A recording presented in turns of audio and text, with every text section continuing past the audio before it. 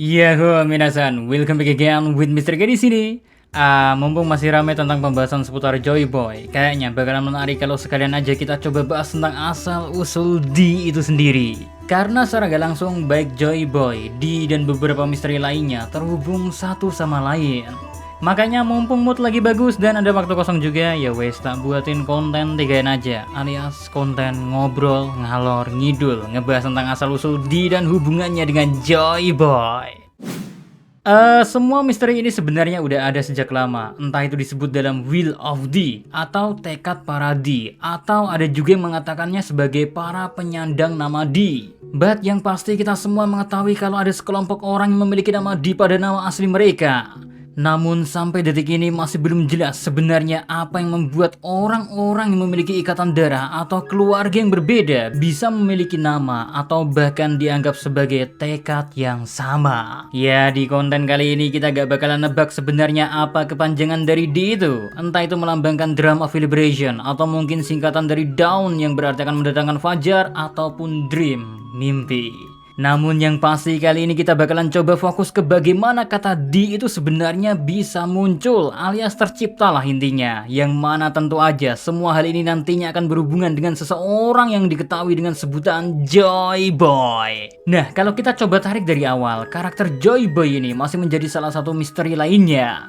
Karena sampai detik ini kita masih belum bisa memastikan siapa dia sebenarnya. Beberapa clue yang kita miliki sejauh ini cuma memberitahu kalau Joy Boy adalah seseorang yang hidup di abad kekosongan, di mana dia memiliki sebuah janji yang belum terpenuhi dengan ras manusia ikan. Dia juga merupakan orang yang meninggalkan harta terakhir di Pulau Lauftel, yang mana nantinya berhasil ditemukan oleh Goldie Roger. Lalu kalau kita tambahkan dengan beberapa informasi terbaru, Joy Boy juga dikonfirmasi sebagai nakamanya dari Zunisa sang gajah yang dihukum. Dan kemungkinan besar Joy Boy adalah pemakan buah iblis Hito-Hitonomi Medical model Nika, sama seperti yang dimakan oleh Luffy. Terus jangan lupa juga kalau Joy Boy dikaitkan dengan keberadaan dari kerajaan besar atau The Ancient Kingdom di masa lalu, yang mana pernah menjadi musuh dari pemerintahan dunia saat ini. Well, menariknya dari situ ya, berbagai pendapat tentang siapa sosok Joy Boy mulai bermunculan. Ada yang menganggap kalau Joy Boy adalah benar-benar seorang raja yang memimpin The Ancient Kingdom dan memiliki sebuah pandangan menarik tentang bagaimana dunia yang ideal menurut dirinya. Namun ada juga yang merasa kalau kata kerajaan di situ hanyalah sebuah kata kiasan belaka, di mana sebenarnya Joy Boy hanyalah seorang bajak laut sama seperti tema dari serial One Piece itu sendiri. Akan tetapi saking besar dan makmurnya wilayah tempat Joy Boy dan para nakamanya menetap, makanya kata The Great Kingdom pun bisa muncul. Tapi kita kesampingan dulu ya, perihal Joy Boy itu sebenarnya raja atau hanyalah seorang bajak laut?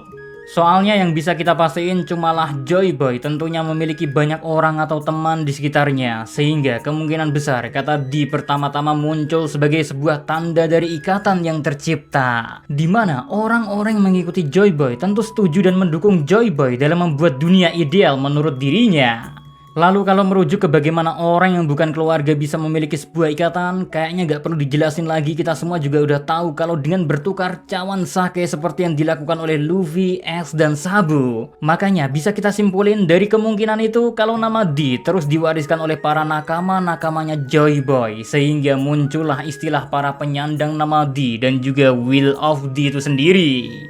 But yang menarik, seperti yang kita tahu, banyak orang yang menyangka kalau lagu Bing Sake memiliki hubungan yang kuat dengan sosok Joy Boy. Soalnya, kemungkinan besar lagu Bing Sake merupakan rangkuman cerita yang menceritakan apa yang terjadi pada Joy Boy di masa lalu. Dan seperti apa yang tertulis pada lirik lagunya, di mana nama Bings disebutkan pada bagian awal lagu Bing Sake, maka ada sebagian orang yang merasa kalau nama Bings itu sebenarnya nama asli dari sosok Joy Boy yang kita ketahui. Sehingga orang-orang berpikir kalau Joy Boy itu sendiri sebenarnya selain nama julukan merupakan singkatan dari nama asli, di mana huruf J dan B benar-benar merupakan singkatan dari nama Joy Boy. Lalu, sementara huruf B diisi oleh kata Bings yang kita dapatkan dari lagu, yang kemungkinan berhubungan erat dengan sosok Joy Boy, maka hanya tersisa satu huruf J yang mana seharusnya menjadi nama keluarga dari orang bernama Bing. Yang menarik kalau kita lihat dari beberapa nama yang udah dikonfirmasi sebagai penyandang nama D, ada satu nama keluarga yang diawali dari huruf J. Siapa lagi kalau bukan Jaguar di Saul.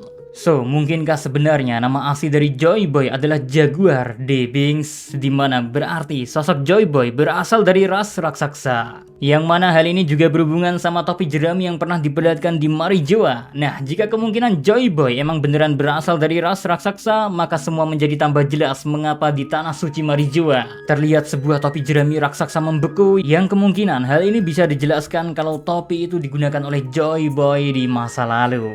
Namun karena Joy Boy dan pasukannya kalah saat berperang melawan pihak yang saat ini menjadi pemerintahan dunia, maka topi jerami yang melekat pada dirinya diambil sebagai tanda kalau pihak mereka lah yang memenangkan peperangan. Ya, meski sebenarnya pendapat ini bisa dibilang sangat kecil kemungkinannya, soalnya jarang banget ada pola di mana seseorang atau sosok misterius yang memiliki sebuah nama julukan memiliki nama asli yang berasal dari nama julukannya itu sendiri. Karena kalau kita perhatiin baik-baik, beberapa julukan-julukan yang ada di dunia One Piece biasanya hanya berhubungan dengan apa yang dipakai oleh karakternya, atau paling jauh ya mungkin berhubungan dengan kekuatan orang tersebut. Misalnya aja Akagami no Shanks, di mana rambut merah emang menjadi ciri khas dari Shanks setelah dia meninggalkan topi jerami yang biasanya dia pakai.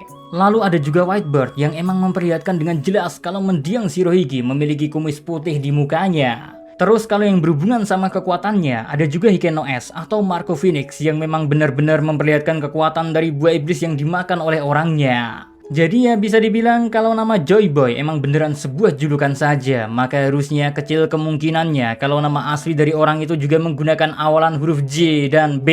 Karena kemungkinan besar julukan Joy Boy berhubungan sama sifat dari orang tersebut, di mana orang itu selalu riang dan bisa mendatangkan tawa kepada sekitarnya. Apalagi hal ini juga didukung sama kemungkinan kalau Joy Boy juga memakan buah iblis yang sama seperti Luffy. Sehingga kita bisa tahu kalau orang yang memakan buah iblis Nika memiliki kecenderungan tertawa saat buah iblisnya sedang bangkit. Ya, emang masih menjadi misteri sebenarnya bagaimana pewarisan nama D bisa dilakukan dan seperti apa awal mula orang-orang bisa menggunakan nama itu.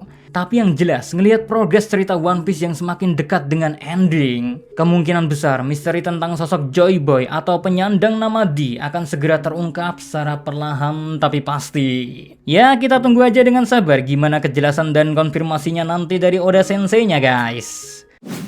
So, segitu aja buat konten 3N kali ini. Ingat, Mr. K ini konten 3N, ngawur.